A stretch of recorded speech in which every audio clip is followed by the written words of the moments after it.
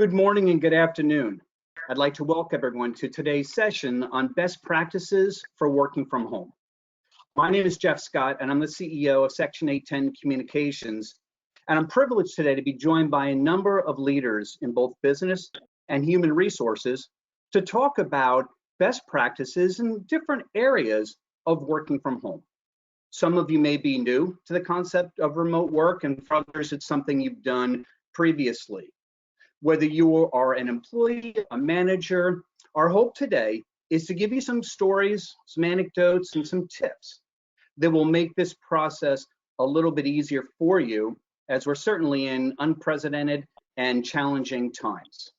Now, before we go through introductions of the panelists, just a couple of quick housekeeping areas. Because of the large nature of these webinars, everyone's line is on mute. However, we do want to give you the opportunity to communicate with us and keep the session interactive. You'll notice in your control panel that you have the opportunity to go into a chat and questions area where you can ask questions of the staff. Please feel free throughout the session to enter in those questions, comments. Throughout the presentation or the discussion, we'll be looking at some of those questions, typing in some answers. And at the end, we've left ample room for us to look at some of those, ask the questions out loud so that some of our panelists can answer them.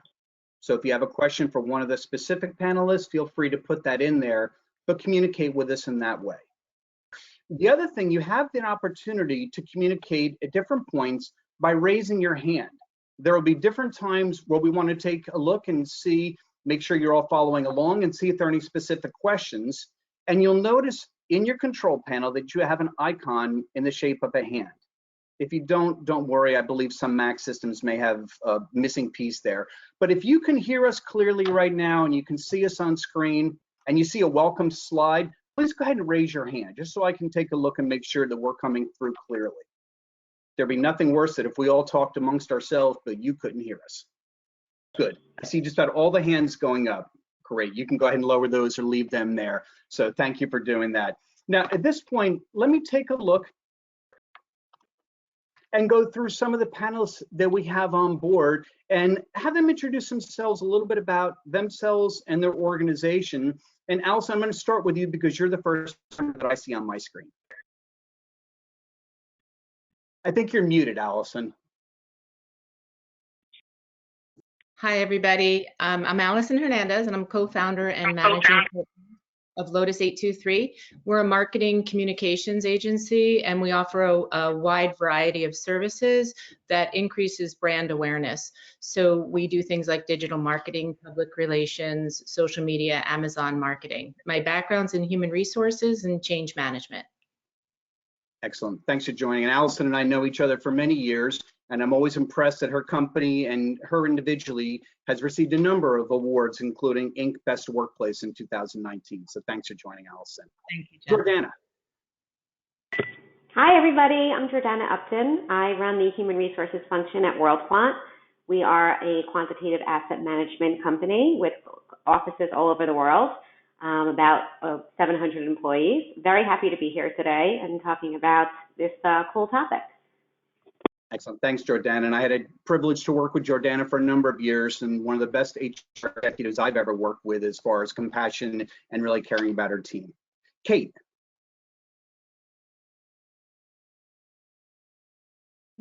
Hi, I'm Kate Brodock. I'm CEO of Women 2.0 and founding partner of W Fund. We do a load of work on women and underrepresented founders, and also diversity and inclusion in the startup space.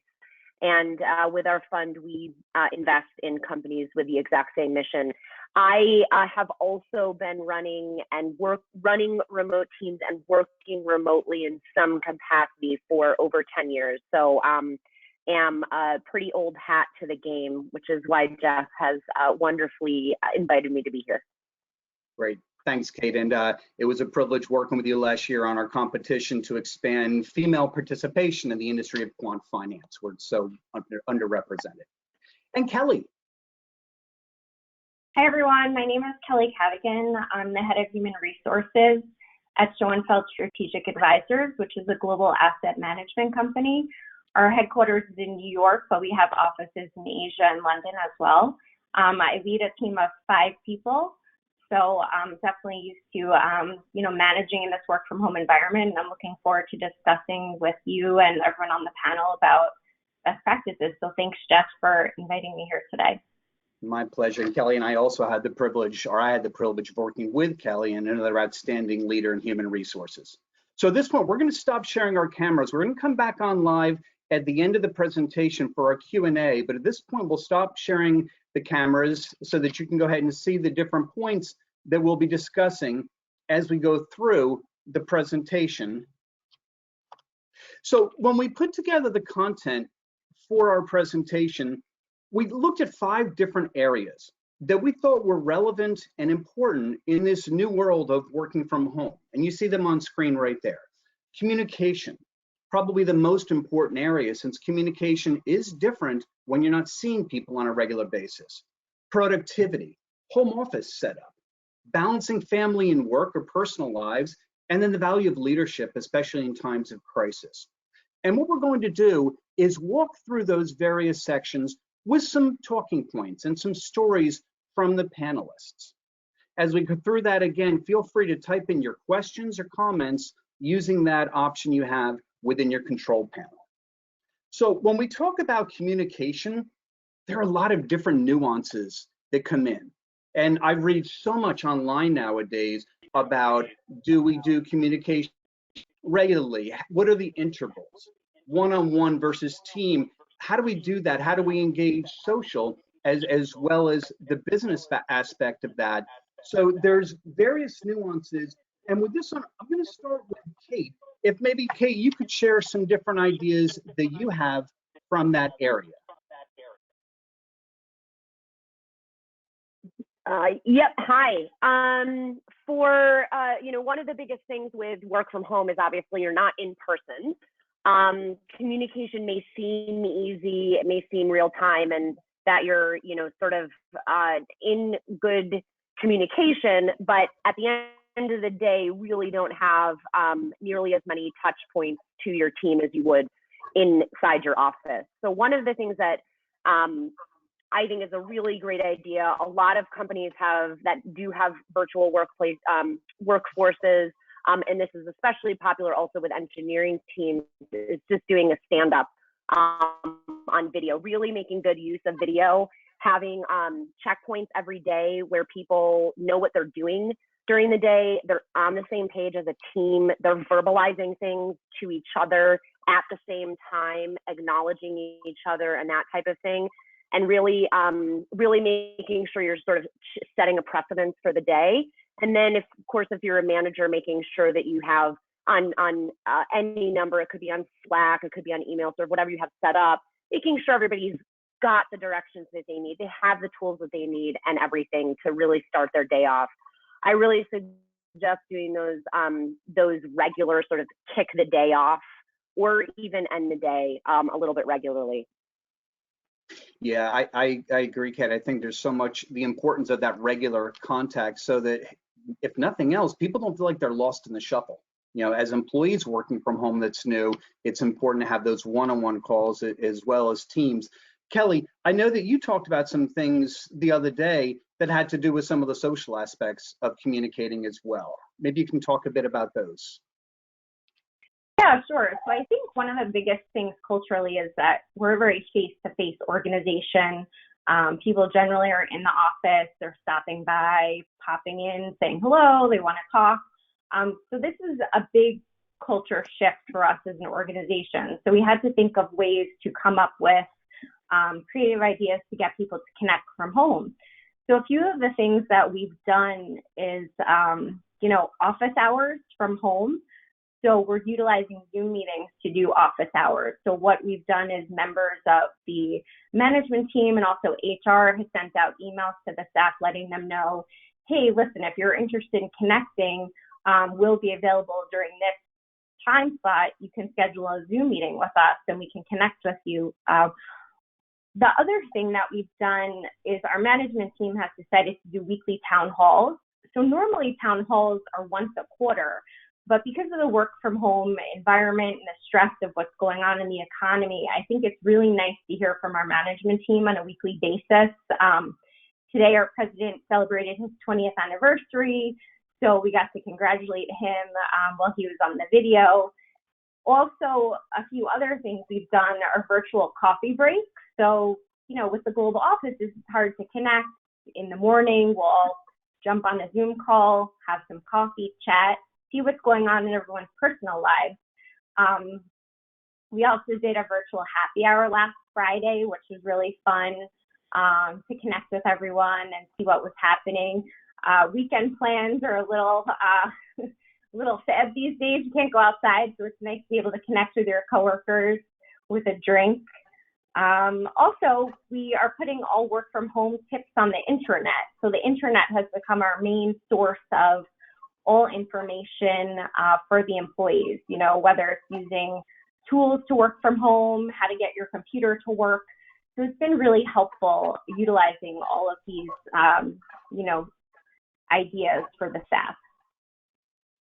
Awesome. I agree, Kelly. And Allison, you talked a little bit about something the other day that had to do with positivity boards. I'd love to have you share a little bit about that. Sure. So we have a positivity board in our office. It's a big chalkboard, and we all share positive things that happen and accomplishments that people achieve.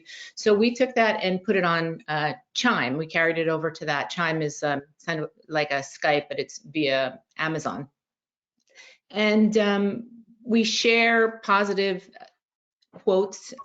We share pictures of babies at home and children at home and pets, and we do fun things like memes and things about working from home. And it's been fun. It brings a smile to everybody's faces. We give shout outs when somebody's done great work.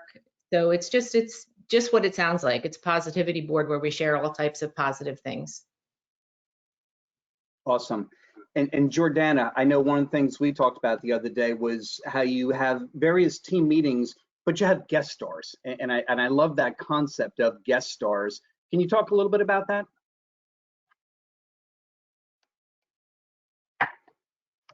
I think you may be on mute. There you go, Jordana. You should be clear now. Oh, thanks. So this is my first time working from home, but I do run a global team, so I am used to kind of, managing and leading virtually. But I do really miss the interaction, and I think a lot of my team members and my coworkers and colleagues miss that as well. So just like many other managers, I'm holding, our daily team meetings. We tend to do them towards the end of the day so we can catch up on the day's events. But, those can get old pretty quick. So what we decided to do is invite guest stars, so invite people from other areas of the firm, other departments to attend our meetings, hear what's going on the HR side, but also have them share what's going on in their teams as well. We had a great session yesterday with somebody from our finance team who shared a lot about this big project she was working on. It really encouraged a lot of discussion, but also the interaction was nice, and we joke around, we talk about personal things. The half-hour meeting went for over an hour. So we found that just to be really helpful and keep those connections going. Yeah, I think it's important to keep the connections in different ways. I know that before I founded Section 810, I was working for a large firm, and we had a large international team, and every 2 weeks we would have bi-weekly team calls that would have anywhere from 50 to 100 people in a dozen or more countries. And sometimes it's hard to get people to engage in meetings, and we would shift responsibilities. We'd say, okay, for this team meeting, Sophia, you're going to go ahead and lead this one. And for this one, Nitish, you'll lead this. And we will go through the different players to give everyone an opportunity to stay engaged, to avoid slipping between the cracks, if you will. The other thing I found is if you're not a manager, it's okay if you take the initiative as far as communication. Many managers are new to leading from home, and we're going to talk about that a little bit later. But if you're not a manager, it's okay for you to reach out to your manager and say, it would be helpful to me if we could communicate on this regularity or something that will be beneficial for you to do your job. So keep that level of communication open in all different areas. So when we talk about productivity, it's that balance how do we make sure we're getting our jobs done in this new normal? How do we measure this accountability without necessarily moving into a micromanagement type of situation? I know that we talked about this the other day, Allison. You mentioned just going through kind of an objective and results list and even doing some self-ratings. Sure. We use a system called 15-5, and what it's based on is a collaborative goal setting tool that includes objectives and key results. So as a company, we have objectives, and from there, it kind of funnels into the entire organization. So our objectives, which are basically goals, we have key results that show how we're going to get to that. And then from those key results, the staff also makes objectives based on those key results. So we work together collaboratively to ultimately achieve company goals. But may have just lost you for a second there, Allison. You still there? Let me come back to you on that. It looks like we may have a challenge with your audio on that one right now. Along those same lines, Jordana, you mentioned that whole concept of reviewing goal sheets, but you specifically said it was goal sheets that were created earlier in the year. So it wasn't something that just came about with the coronavirus and working from home. Can you talk a bit about that? Sure. My microphone went out. So yeah, it's a great tool. It allows the organization to work on goals together. But as far as ratings, I don't know how much you heard about it. It's employees can rate themselves on how they're feeling each week. They take 15 minutes to fill out a questionnaire, and there's a scale of how they're feeling. So it allows us to address any issues that they're having. But it also talks about what their objectives are for the week, what they achieved last week, what they weren't able to get there to on their to-do list. So each week following their entering information, we have one-on-one meetings with each direct report, talking through how they're feeling and if there's things that we can do to help them. So while this is something that we had while we were in the office, it's become even a better tool for us working remotely. So we always try to have some one-on-ones, but even in addition to that, and those one-on-ones are via video. A lot of our meetings are voice only, but we do try to see each other from time to time. So we do things like happy hours, also take walks with FaceTime outside. We also try to have conversations that are not necessarily related to work, but just kind of how you're feeling. And I think that all of us are struggling. I'm sure everybody on this webinar is struggling with being so secluded from the rest of the world. So we kind of share that together, and it helps all of us to, I think, feel a little bit better about we're all in the same boat. Yeah, that's for sure. We certainly are. And I know, Jordana, you had talked about that whole concept of just regular review of goal sheets. Yes, Jeff. So like many teams, we spend time early January putting together our goals and objectives for the year ahead. And we put it all on one sheet. So the idea was like we could always use that as our tool to go back to and see how we're progressing, see what's getting stalled. And we have found that having that visual tool to constantly reference has been really helpful during this time, because when we're doing our meetings virtually, when we're doing them on our Blue Jeans, our online conferencing platform, it's good to have something to look at. And also we've been making use of, look, in HR, a lot of our days in the office are spent, putting out fires, people coming to us with issues, problems. So it's a lot of that, and not that has gone away, but we don't have people constantly coming up in our face. So we've taken some of that time to really focus on some of the longer term projects that we wanted to accomplish and maybe didn't have a chance to really focus on before. So that's been going really well, and I feel like people really feel that they are making a lot of progress and accomplishing a lot of things that will just set us up to be, in a better position to be successful in the long run. Good, that makes sense. And Kelly, I know you talked about something similar, and that was one of the ways of how you're using Slack to track tasks and activities and things along those lines, and various technology tools. Yeah, so we were already using Slack, which is a messenger tool where you can communicate with your coworkers. But now that we're working from home, I find that we're doing it a lot more, sending each other messages, how are you doing? What's going on? Did you complete this task? What's the update on that? I think it's been very helpful. Another thing that we've been using, which people may be familiar with, is something called a Trello board. And a Trello board is a tool that you can use where you can put your whole team on the board and you can assign tasks and you can do checklists and set deadlines for projects to be completed. So I've always used it with my global teams, especially in Asia, because it's difficult to constantly get updates with the time zone differences. But now that we're all virtual, I think we're finding it really helpful to utilize these boards as well and keep them updated with tasks. So if anyone has not used a Trello board before, I recommend you ask your IT department about it and see if it's something that you're able to use, because it's very useful.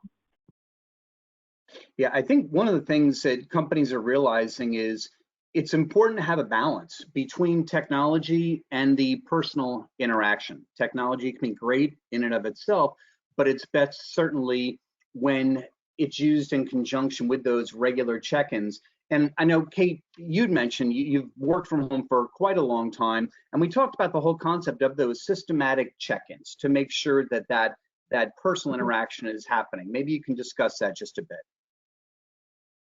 Yeah, similar to what I had just mentioned, is really making sure, again, that there's a system in place to make sure basically that people don't feel like they're out on some, long umbilical cord and aren't able to really have the tools, the direction, the motivation, right, to be actually functioning in, essentially a room by themselves. It's really making it feel as if they're as close to the team as possible. And I also wanted to jump in really quickly and talk about managing distractions, because this is actually a huge thing when you are working from home, specifically when we're talking about new productivity tools, more channels of communication. If you're popping on Slack now, all of these different channels, some of which are more mission critical, some of which are meant to sort of emotionally make people feel connected, the fun ones, that type of thing. You have to be really in control of your communications in terms of what needs to be responded to when.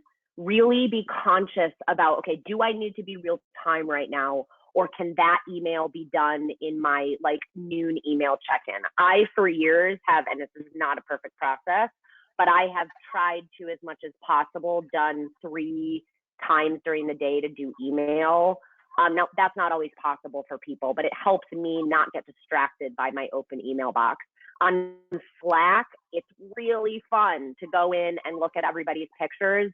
But when you find yourself getting into 20 minutes, half an hour of your morning doing that, really making sure that you stop. If you're able to, within the policy that your company has set, making use of hey, so I'm in snooze right now. The actual visual turn off on a tool like Slack, for instance, you can actually show that you are not available, making use of emojis, that type of thing, being super, super cognizant of multiple communication streams and how you're going to manage them. Otherwise, you will be distracted and feeling like you're sort of, drinking from a fire hose all day and just responding and getting stuff off your plate. I think that's a really good point, and we all know what it's like drinking from the fire hose. And you're right. I know even working in an office, I would have times of shutting down email to avoid those distractions. And distractions can come in different forms. We'll talk a little bit more about balancing family and work. And as the father of a large family, having 9 kids and having worked from home for many years, I know what some of those distractions can be like also. But before we move on from productivity, one thing for those of you that are leaders, that are managers, is understanding the team members that you have, because everybody is motivated differently.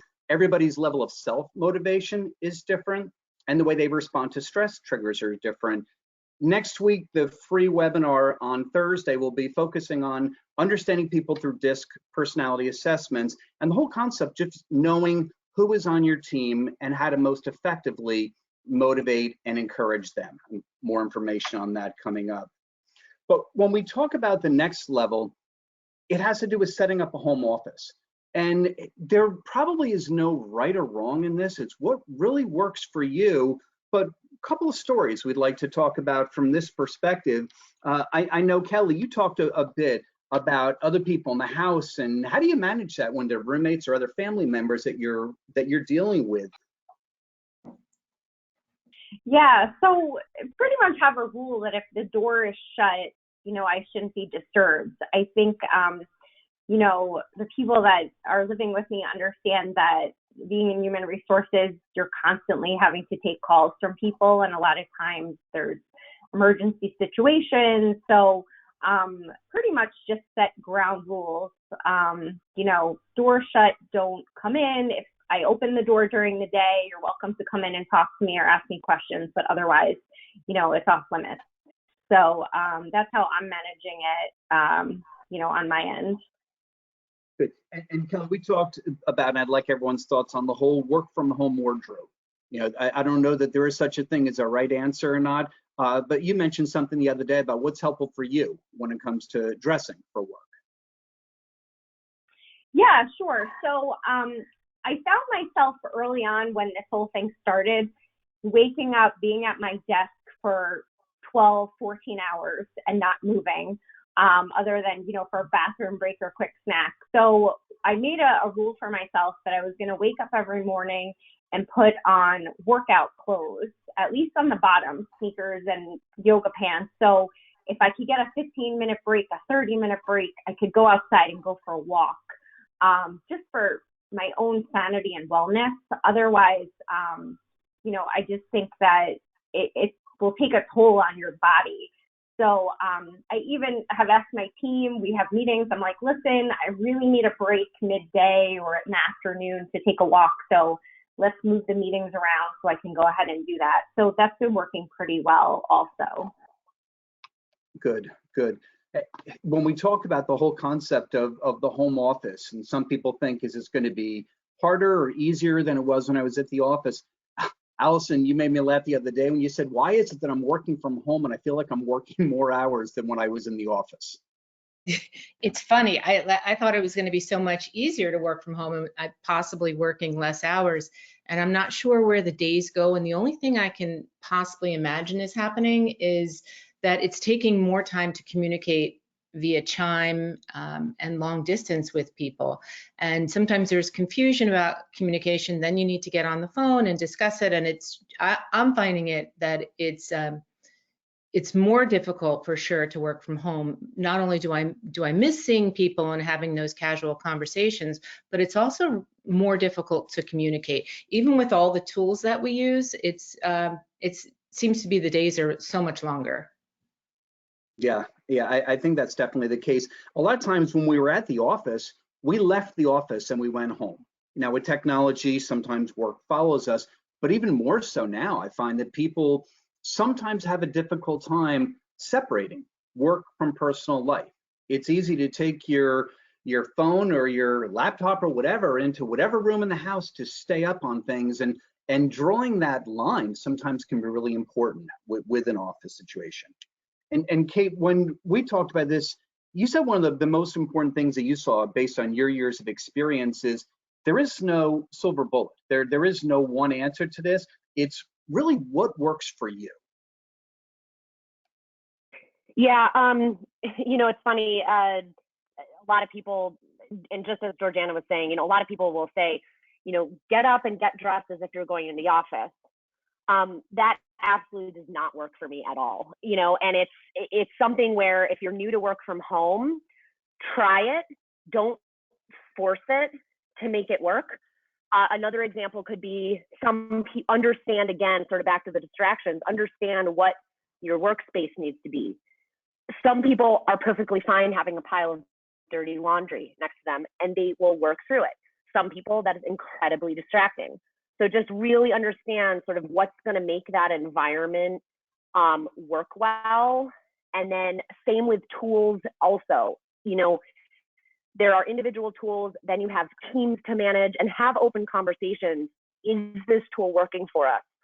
Do we feel like this is going to inhibit our communication? Is this something we just need to get used to for 2 weeks? Like really try to understand, are things making us effective?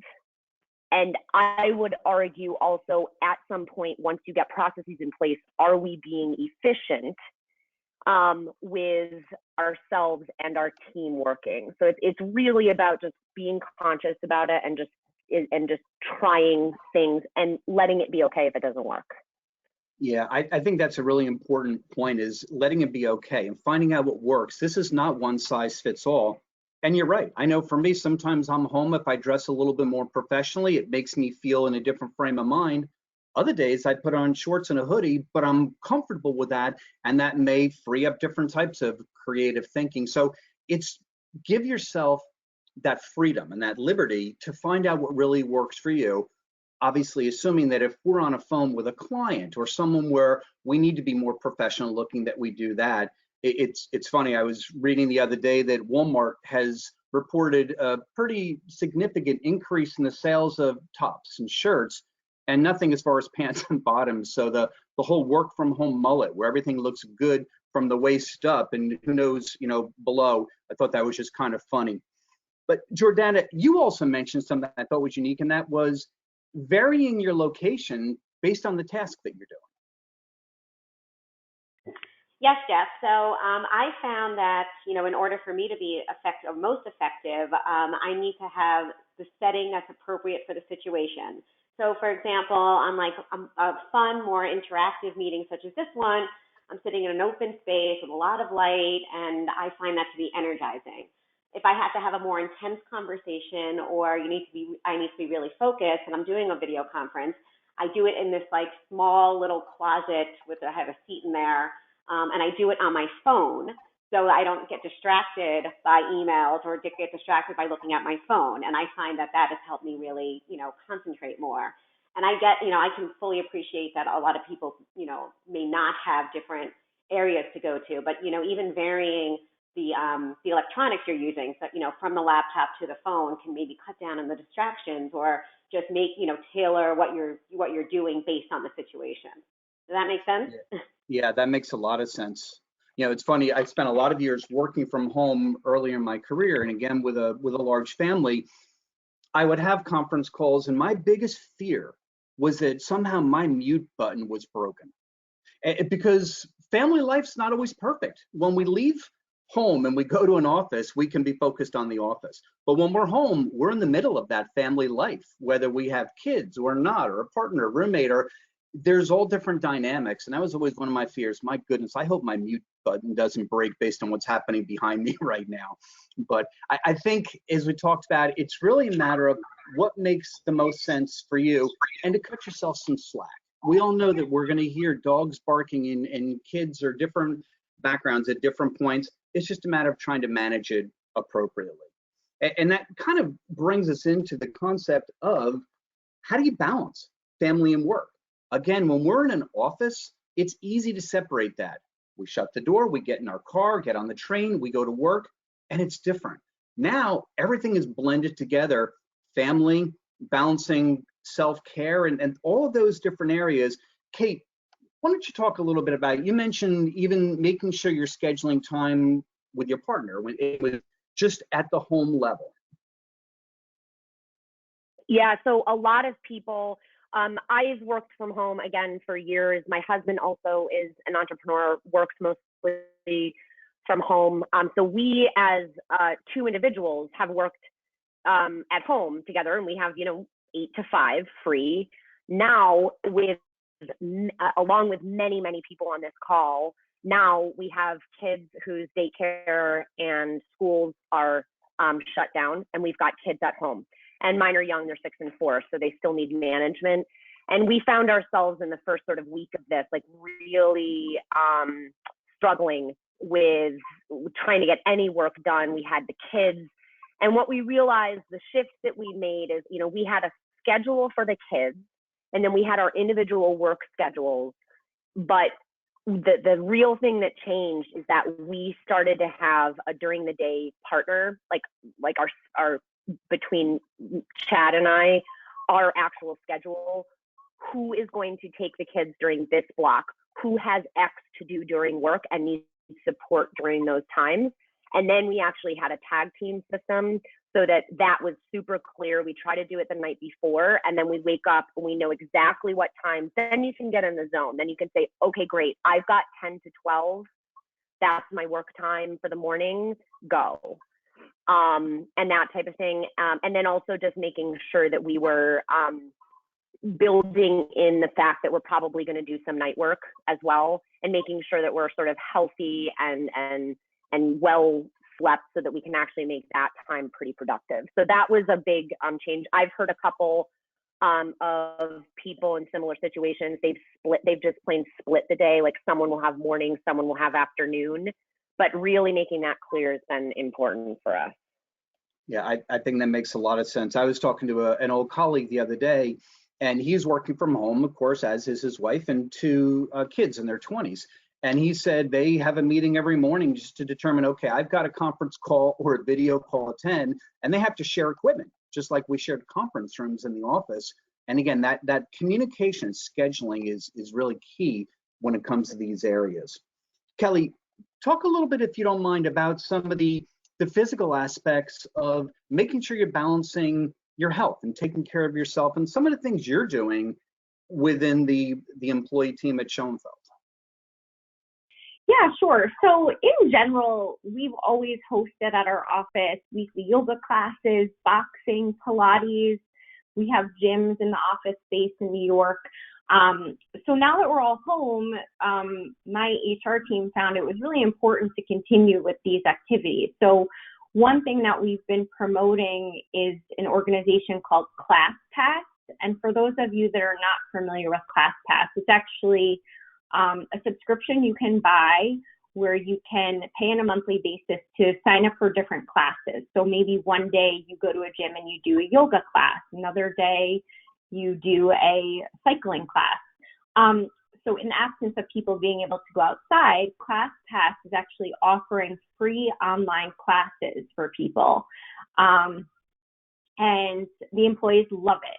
I think it's one of the best things that we've ever sent to them because they keep telling us how great it is. Another thing that we've decided to do is our yoga instructor has reached out to us and said she's willing to do Zoom yoga classes. So we're starting to implement those in the next couple of weeks as well, so people can stay fit while they're at home.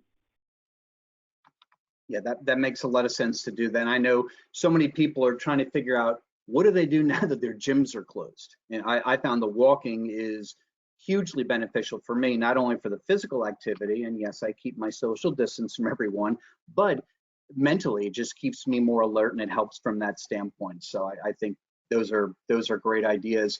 And Allison, when we talked the other day, you were mentioning that while you have guidelines and just general guidelines for your team as far as working from home, you found that it may be necessary to have a little bit more flexibility right now because it's not the traditional work from home.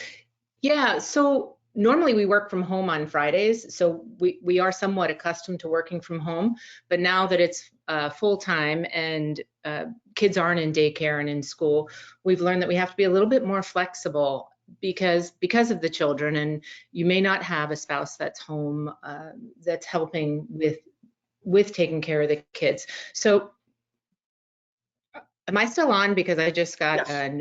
No, okay. You're good, Allison.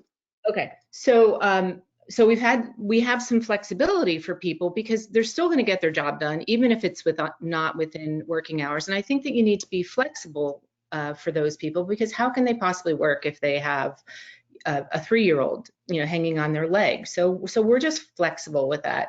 But two things that I want to add is Kate had spoken to scheduling time for work and family. Yesterday, I actually put on my calendar to take a half an hour and play poker with my kids, which is really funny because we've never played poker. But but they're going just as stir crazy as we are. So we also do things like schedule time to take a walk around the neighborhood, and I think it's important for people to do that. Oftentimes we get, something's going on with work and we can't do it, but we always make sure that we reschedule it for a different time in the day. And also speaking to what Kelly spoke about, an encouraging activity, while I'm on a phone call with somebody from work, I'm doing squats and doing yoga stretches, and nobody can see you, but you're still getting it in. And I think it's important to take care of ourselves during this time. Yeah, I couldn't agree more with that. It's funny. I hope the kids aren't beating you too bad with poker. I know I have to watch and balance too. I've got an 18-year-old son that lives with me, and he's home also going stir crazy. And there's times when he needs to listen to his music, maybe a little bit louder. And I have to balance that because I can't have a sterile environment like I did when I was in an office setting. So some of it's just that balance. The other thing I've noticed, if anybody who's on the line that's a football fan, there's something called the 2-minute drill in football. And in the end of the first half and at the end of the game, those 2 minutes can be critical. And sometimes more happens in those 2 minutes than in the entire 60 minutes of football. And I found that my life with my kids is like that. Sometimes it was the unplanned little snippets, little moments of 2 minutes of something would happen. It was very memorable, very special. So in this new era, be open to those things that may not be scheduled, but just pop up.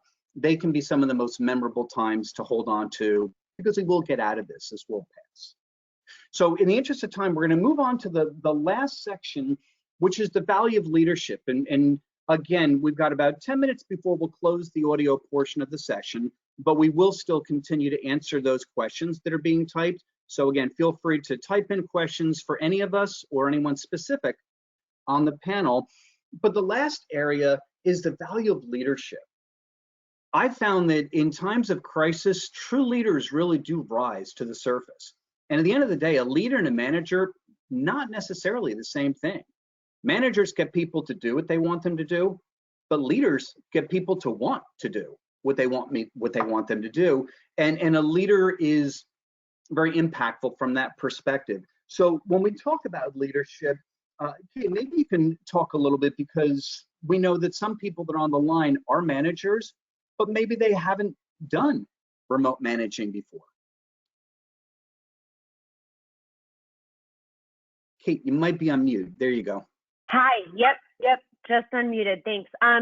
Yeah, this is I think a really important piece of this whole puzzle. There are a lot of managers now, seasoned managers, who are for the very first time themselves working from home, and then to add on to that, also have team members who are working from home who are likely, maybe their first time as well. And it's always important as a manager to understand how your team is doing mentally, how your team is doing emotionally, and then also in terms of productivity, but especially in this situation, understanding how you can really connect with your team, make sure they have everything they need is really important. So we already talked about things like stand-ups, putting tools in place, but being really thoughtful as a manager. As an example, just think about the people on your team. Do you have an introvert on your team who, even in the office setting, may or may not, raise their hand a lot, for instance, in a meeting? Okay, this is now most likely compounded in a virtual setting. Do you have a team member who lives alone? Could they potentially be feeling really, especially isolated during this time? That's really important. A lot of people are talking about, will we have our whole families in? People who live alone, this is also a really, really difficult time. And just trying to go through your teams and understanding, what is their situation and what can I be doing? And also being really transparent as a manager, asking them, do you have, maybe a little bit more often than not, are you feeling connected? Do you have what you need for me? Can I be doing anything better? I know this is new.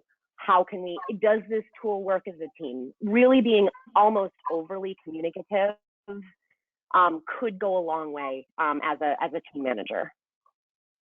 Yeah, there's a lot of good points there, and we're going to have a separate session later this month just on the value of a leader in the midst of crisis. So we're going to be talking about a lot of the areas about that. I think that the main thing, Kate, is really addressing the person before the employee, because it's easy just to focus only on work. Yeah. But I think that personal touch means a lot more now than it did. Before we go on, just a quick poll. I just want to see, out of the audience that's online, I'm wondering how many people have actual management experience where you're managing someone remotely versus just working yourself from home. So right now you should be able to see on your screen a poll that just says, do you have direct management responsibilities? So let's leave this up just for a few seconds. Curious to see the mix of the room here. Do you have even one person or a large group that you're managing remotely versus not? We'll let that poll stay up there for just another few seconds.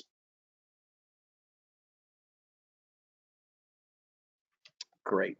Couple seconds, we'll close it down. Okay, so fairly even split. We've got about 44% of you on the phone do have direct management responsibilities, and 56% do not. So that's interesting to see that mix. While we're doing that, before we move on to the rest of the comments on the value of leadership, just curious, the poll that you see on screen now is just a way for us to get a gauge of how new is remote work to you. So take a moment and look at the 4 options. Is this new for you? Are you not doing it yet? Or is this old hat? And I'm curious to see what the split is. So again, you either are not currently working remotely, you've been doing it for less than 3 months. Looks like the majority of you fit into that category, maybe 3 to 12, or some of you have been doing it for a long time, more than a year. Again, a couple seconds and we'll close the poll on that. Okay, so it looks like about 5% of you are currently not working remotely. 75%, certainly the lion's share, have been doing this for less than 3 months, so it's new. 0, 3 to 12 months, and about 20% of you are the experts, right? You've been doing that for more than a year. Okay, thank you. Appreciate the comments on that. And to continue on, we've got about 5 minutes left before the end of the session, and I want to move on to Allison to talk about some of those areas when it comes to leadership. Allison. Sure. On this agenda, in light of trying to keep us on time, I just wanted to speak to Flexible Fridays, which is one of the things that is on here. So what we've done is we have everybody stop working a couple hours early every Friday, just to give them some flexibility and anything we can do to help boost morale, because it is so difficult to work from home. Yeah, I think you're absolutely right on that, and that flexibility is key on that. Kelly, as we wrap up, maybe some final thoughts from you in particular about leadership. Yeah, sure. So I think one of the things that we've been facing is normally when someone's homesick, they try to work from home just because they feel ethically they should try to get some work done when they're sick. But with everything that's been going on, I've really been talking to employees that are calling me and telling me they're not feeling well, and really saying, please try to focus on turning everything off, shutting down, resting. And if you need me to speak to your manager about, taking the sick time, please take sick time to get better. Another thing that we're encouraging people to do is still take vacation time, because you're home all day, you're still working your regular routine, and every now and then we need to take a break, take a day off, spend more time with the family. So we're encouraging that definitely at our organization right now. Excellent. And Jordana, as we close out, maybe a couple final thoughts, particularly around leadership. First, I just wanted to just mention, because this made me think of it, what somebody else was saying, in terms of interaction and team meetings and, checking in with people.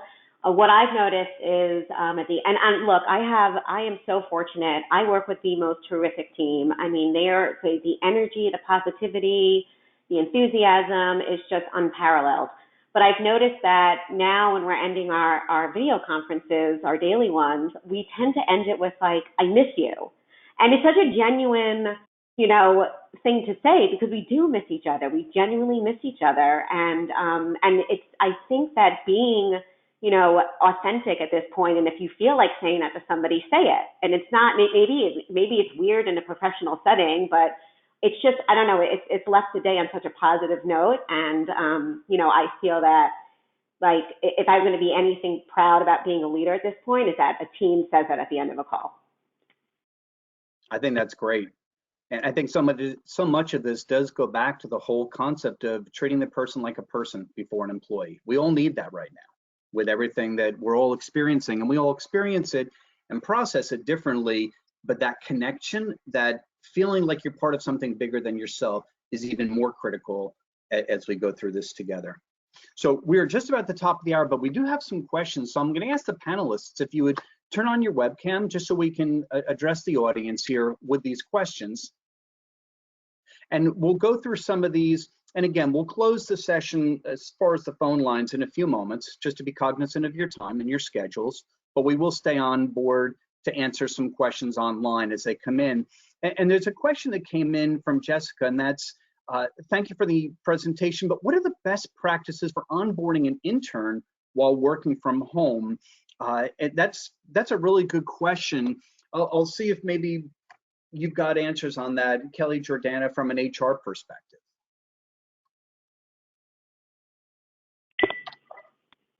I can pop in quickly with one quick thing.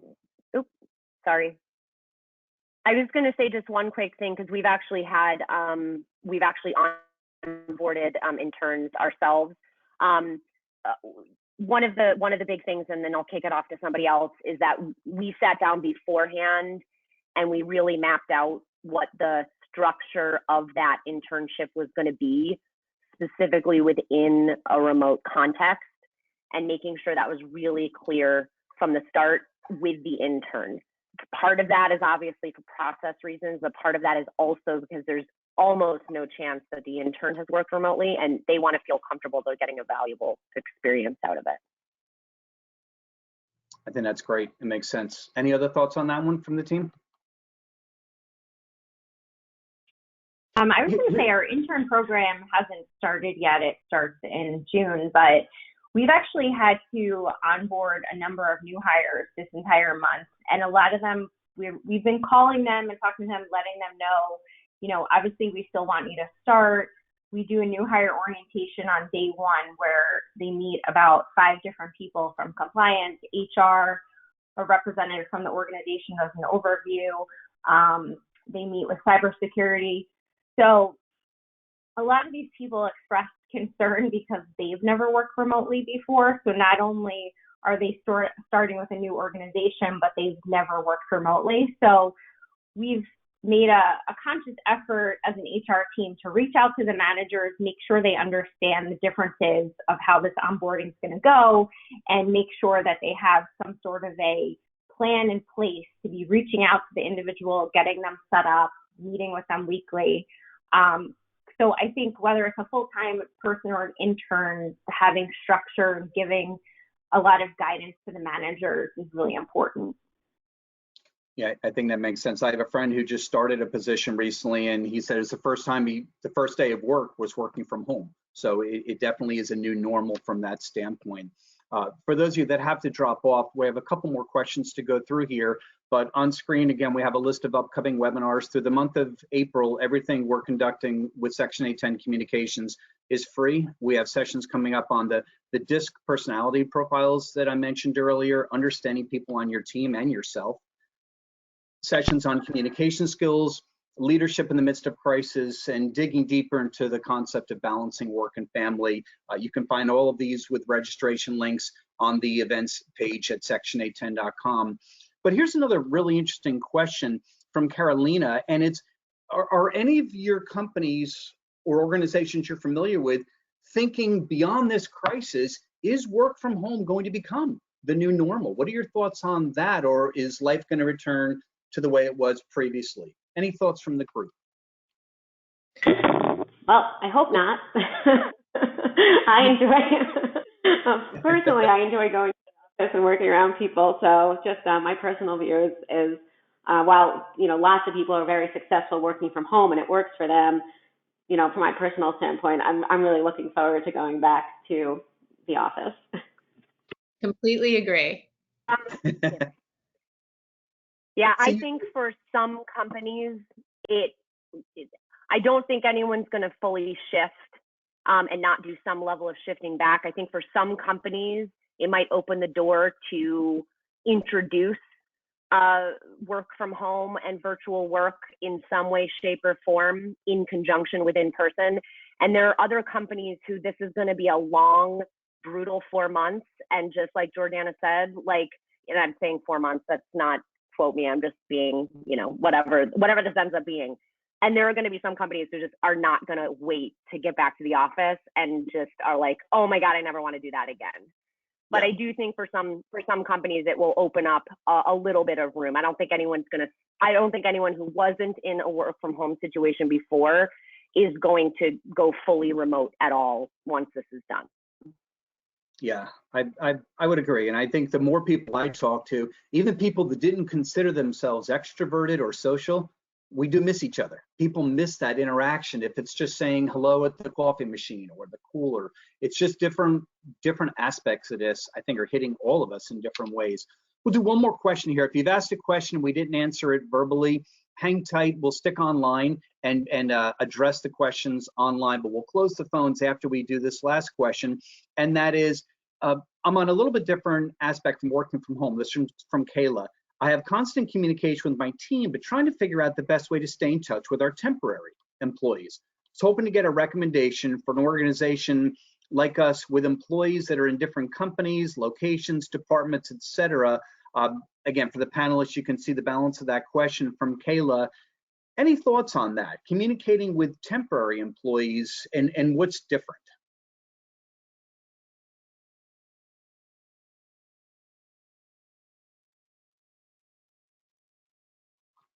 Give us a second, Kayla, as the question's digested by some of the team. I think that's a really interesting question.